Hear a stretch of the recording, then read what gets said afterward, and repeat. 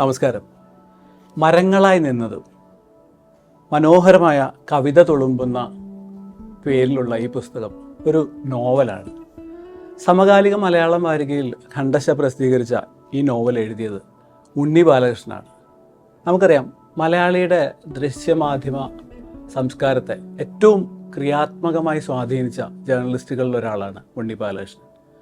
ഇന്ന് വളരെ ലൗഡായി മാറിക്കൊണ്ടിരിക്കുന്ന ടെലിവിഷൻ ജേർണലിസത്തിൽ വളരെ പക്വമായും സൗമ്യമായും ഇടപെടൽ കൊണ്ട് കേരളത്തിൻ്റെ വളരെ ഏറ്റവും ശ്രദ്ധേയനായ ജേർണലിസ്റ്റായി മാറിയ ഉണ്ണി ബാലകൃഷ്ണൻ കൃത്യമായ നിലപാടുകളും സാമൂഹിക പ്രതിബദ്ധതയുമുള്ള ഒരു ജേർണലിസ്റ്റ്.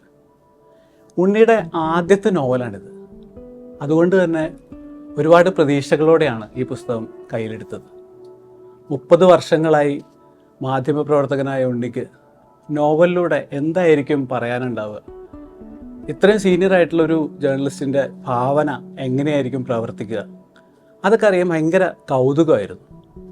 അങ്ങനെയാണ് ഈ പുസ്തകം വായിച്ചു തുടങ്ങുന്നത്. ആദ്യം തന്നെ പറയാം, ഒട്ടും സങ്കീർണമല്ലാത്ത ഒരു ചെറിയ നോവലാണിത്. ആകെ 140 പേജുകളേ ഉള്ളൂ. ശരിക്കും ഒരു നോവലറ്റിൻ്റെ വലിപ്പമേ ഉള്ളൂ. ആറന്മുളയുടെയും ആലപ്പുഴയുടെയും പശ്ചാത്തലത്തിൽ പല പല മനുഷ്യാവസ്ഥകളുടെ പല കാലങ്ങളിലൂടെയുള്ള സഞ്ചാരമാണ് ഈ നോവൽ.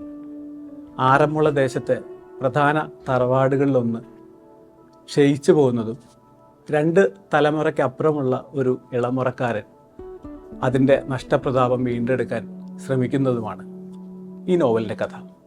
വളരെ കുറച്ച് കഥാപാത്രങ്ങൾക്ക് ചുറ്റും വട്ടം കറങ്ങുന്ന ഈ നോവലിൽ പക്ഷേ വ്യത്യസ്തങ്ങളായ ഭൂമികകൾ കടന്നു വരുന്നുണ്ട്.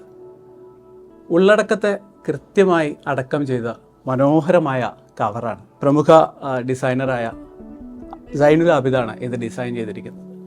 വളരെ എളുപ്പം വായിച്ചു പോകാവുന്ന ഉൾപേജുകളും ഫോണ്ടും ദേവപ്രകാശിൻ്റെ ചിത്രീകരണവും ഇതിൻ്റെ വായന വളരെ ലൈറ്റാക്കുന്നു.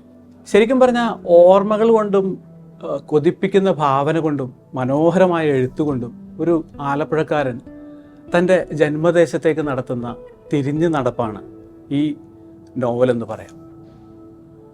ചുണ്ടൻ വള്ളം പണിയുന്ന ഒരു തച്ചൻ്റെ ധ്യാനാത്മകമായ ജീവിതം, അതിന് സമാന്തരമായി ജീവിക്കുന്ന ദേശക്കാരുടെ കഥകൾ, ചരിത്രവും മിത്തും ഫിക്ഷനും ഫാൻറ്റസിയും മാജിക്കൽ റിയലിസമും ഒക്കെ ഇടകലർന്നു വരുന്ന ആഖ്യാനം.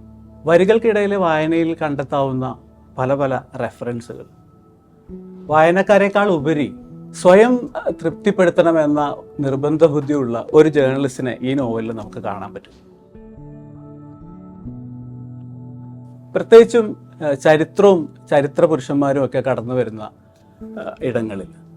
അതുകൊണ്ട് തന്നെ വെറും ഫിക്ഷനപ്പുറം കുറച്ചുകൂടി സീരിയസ് ആയിട്ടുള്ളൊരു വായന ആവശ്യപ്പെടുന്ന നോവലാണിത്. കണ്ടും കേട്ടും പരിചയിച്ച ഒരു മനുഷ്യൻ്റെ വ്യത്യസ്തമായ ഒരു അവതാരം കാണിച്ചു തന്ന നോവലാണ് എനിക്ക് മരങ്ങളായി നിന്നത്. നോവൽ കൂടുതലായി വായിക്കപ്പെടട്ടെ എന്ന് ആശംസിക്കുന്നു. കഥകളായും നോവലുകളായുമുള്ള ഉണ്ണി ബാലകൃഷ്ണൻ്റെ പുതിയ രചനകൾക്കായി കാത്തിരിക്കുന്നു.